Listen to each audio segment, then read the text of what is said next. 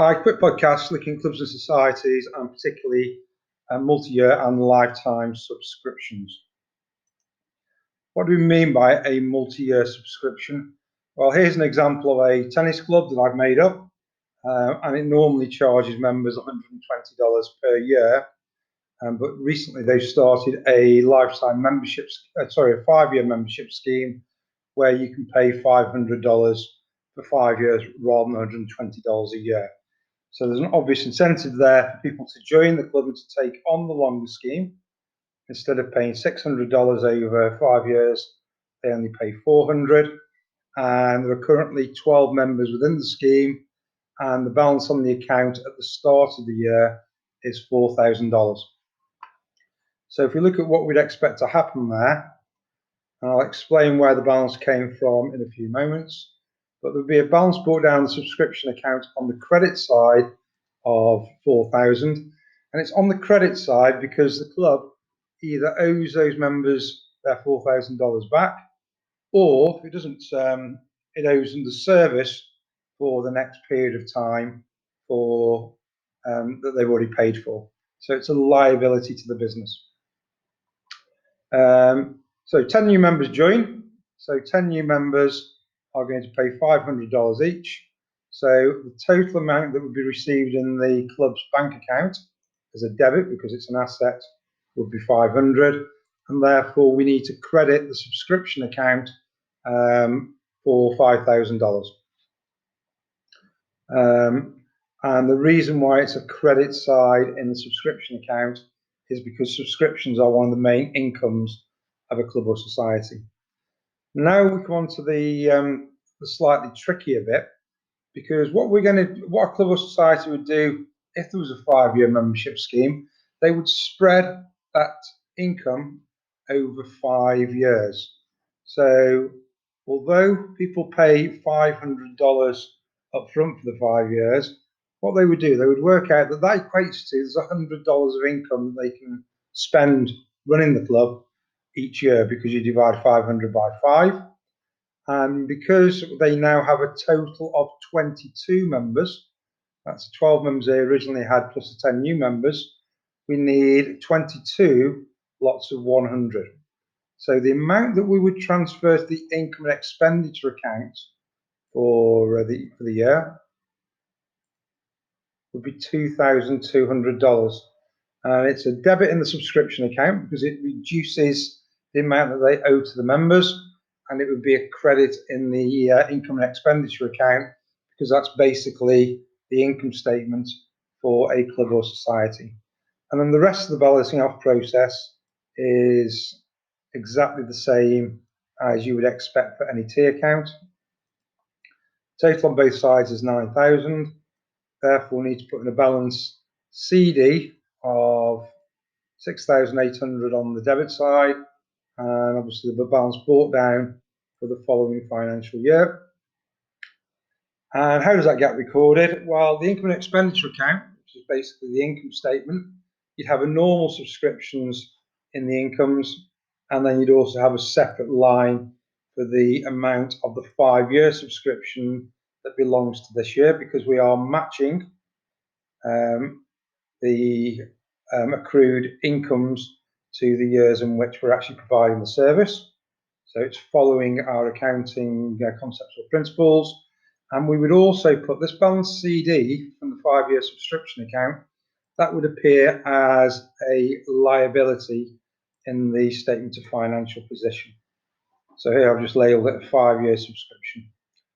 Right, if you're one of my students, there is a question there for you to do, but don't turn off the video yet, because I need to very quickly cover lifetime subscriptions and the advantages and disadvantages of doing this.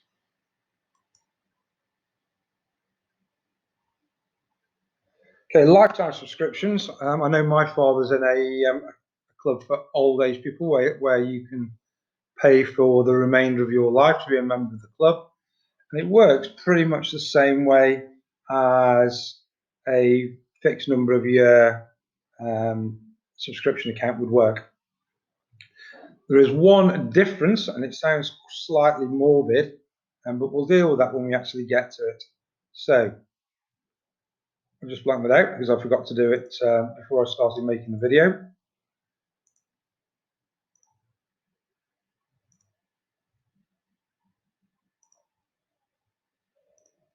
So, start off the same way we did before. So we're told here that there's an opening balance of 7,000 on the lifetime subscription account. That will go on the credit side because it's a liability. They owe those members a service, or they've got to pay them back their $7,000. That's pretty straightforward. 12 new members in this case, sorry, 15 new members accept the lifetime subscription scheme, which is where they pay $800 up front. So they're going to get 15 lots of $800 coming in. And now we get on to the slightly morbid bit, because what we need to do, well, we know we've got in total 27 members, but what the club would need to do is to make their best guess about the remaining life of the people who join that club or society. And I've put in an estimate here as 10 years, partly because it keeps the maths easy. But if you got asked to do this in an exam question, you would be told how long it's expected that the average member is going to carry on being alive. So we did the same calculation that we've done with the multi-year scheme, but here we take the 800 subscription and divide it by the 10 years we expect somebody to live. And that means that we're expecting to have to, if you like, or we're expecting to be able to spend $80 a year keeping the club up and running for every member on the scheme. And there are 27 members. So the total that we would transfer to the income and expenditure account is 2,160. And then the balancing off, it's the same as every other tier account. So I'm not going to go through balancing off a ledger account for you individually. And also the recording of this information, well, that's the same as if we were doing a 5-year scheme. So you have your normal subscriptions plus your lifetime subscriptions, where we would transfer the amount that's been allocated or matched to this year. And then the lifetime subscriptions in the statement of financial position, that would be a liability. And we put this balance carried forward as 16,480. There's a question for you to do, but don't turn off the video quite yet, because I will quickly go through the advantages and disadvantages of the multi-year schemes. Okay, a big advantage of multi-year schemes, obviously it's good for cash flow.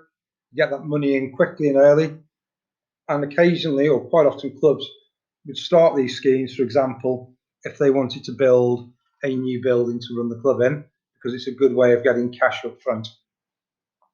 One of the big problems, I've been in a number of sports clubs over my life, and there's always a problem collecting money, and it takes away a lot of those problems. If people are members for 5 years, then they are hopefully going to carry on using the club for a longer period of time. And that's also an advantage to a club or society, because clubs exist to do something for the members. And obviously, for example, I sail.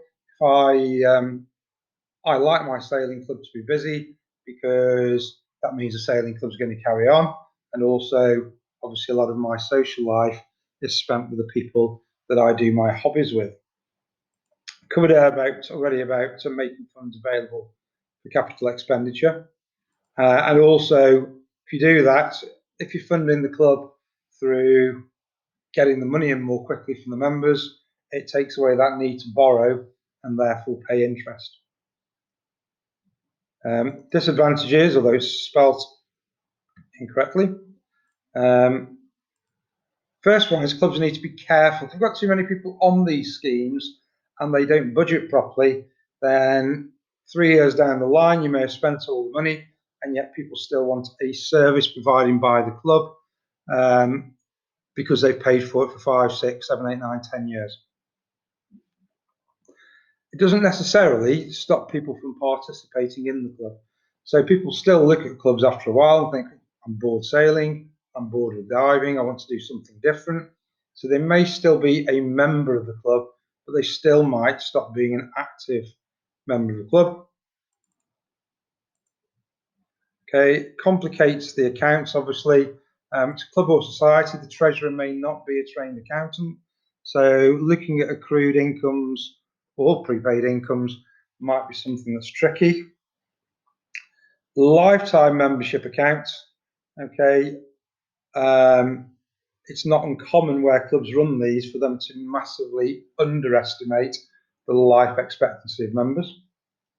And that's an issue for the club because they still have to carry on providing the service.